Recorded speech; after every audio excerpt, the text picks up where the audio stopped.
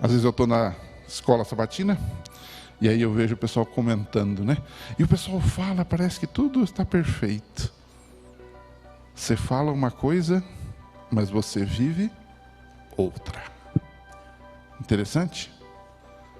Cada vez que temos um espírito de hipocrisia.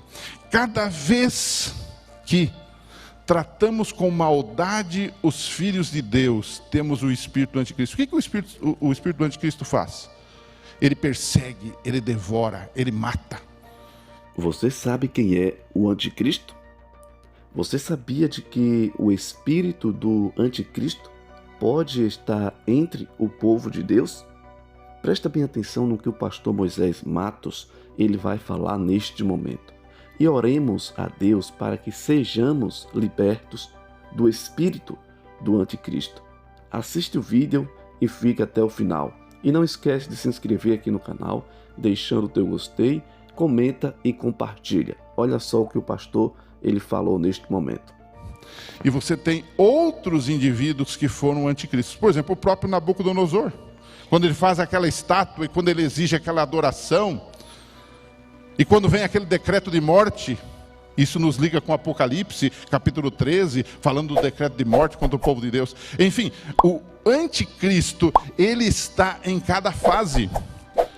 Mas não podemos esquecer que o livro de Daniel e o livro do Apocalipse situa o anticristo também no tempo do fim.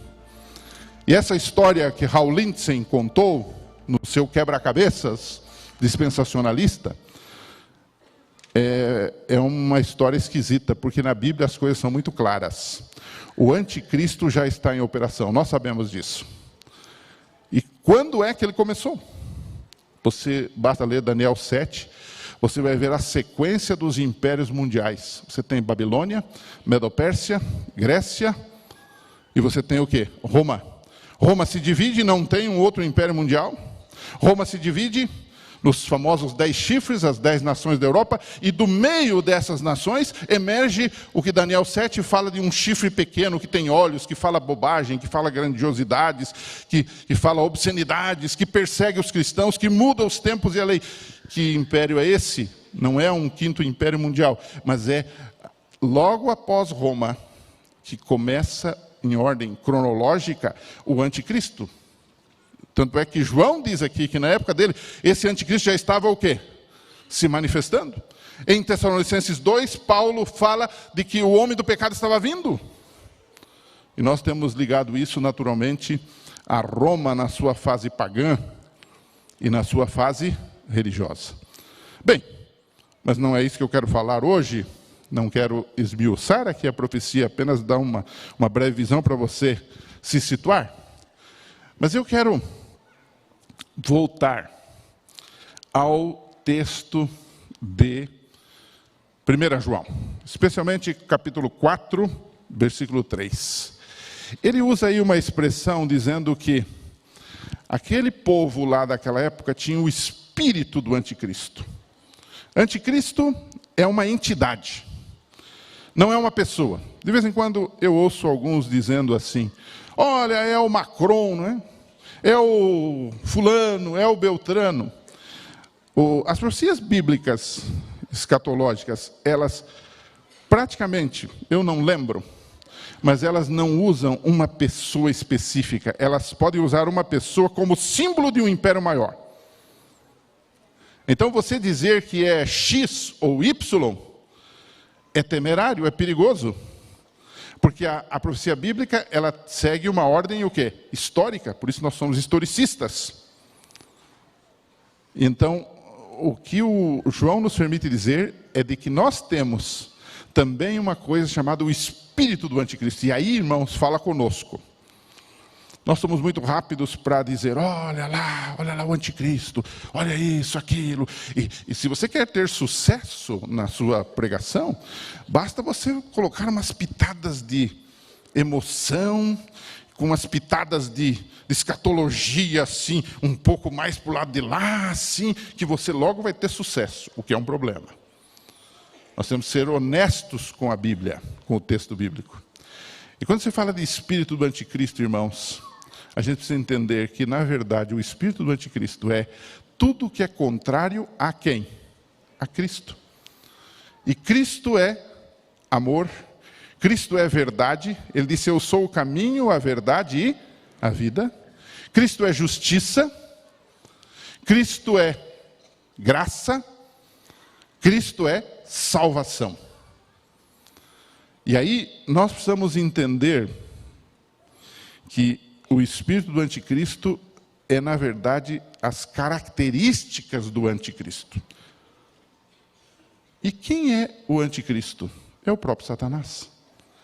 Quais são os problemas de Satanás? Número 1, Jesus disse, ele é o quê? O pai da mentira. Ele é o pai da mentira. Se você for para 1 João, no texto que nós, no mesmo livro que nós lemos, 2, verso 22, João faz uma pergunta: quem é o mentiroso? É aquele que nega que Jesus é o Cristo. Tal pessoa é o anticristo, negando o Pai e negando o Filho. Então, a primeira qualidade, se assim podemos dizer, ou característica que podemos dizer do anticristo, é a mentira. Ele é enganador e mentiroso. Há uma segunda característica na Bíblia que a gente descobre logo. Ele é dissimulador e devorador. Você lembra daquele texto de Paulo, quando ele diz assim: eu não estou surpreso que o próprio Satanás se disfarça em anjo de luz? E ele está por aí. E ele fica às vezes se disfarçando para nos tentar, para nos derrubar, para nos desviar, para manter em nós o espírito do anticristo. O espírito do anticristo é o espírito, irmãos, da hipocrisia. É o espírito da dissimulação. Eu pareço cristão, mas na essência eu não sou. O que mais é o espírito do anticristo? Ele pede adoração. Você vai para Apocalipse 13, o espírito do anticristo, o anticristo pede adoração. Mas é uma coisa interessante. Ele quer que você o adore. Só que antes de você adorá-lo, ele quer que você adore a si mesmo. Você já parou para pensar como o nosso mundo é egocêntrico? Hoje em dia, alguém até disse, com as redes sociais, com a internet, todo mundo tem a sua opinião, não importa quão besta e desencontrada seja ela. Nós vivemos num mundo egocêntrico. Esse é o espírito do anticristo. Um mundo que adora a si mesmo. De tal forma que, quando a minha opinião não é aceita, eu fico revoltado. Às vezes até com a igreja. Por quê? Por causa do espírito do anticristo, que é um espírito de adoração própria. E ao adorarmos a nós mesmos, estamos adorando o próprio anticristo. Essa é a grande verdade que aparece aqui. Quando é que nós temos o espírito do anticristo? Para não se perder, eu fiz algumas anotações. A primeira delas: cada vez que nós disfarçamos que nós somos hipócritas e não seguimos os ensinos de Cristo, nós temos o espírito do anticristo. A maioria das vezes nós falamos uma coisa e o que acontece? Vivemos outra totalmente diferente.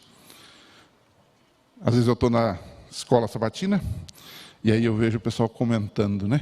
E o pessoal fala, parece que tudo está perfeito.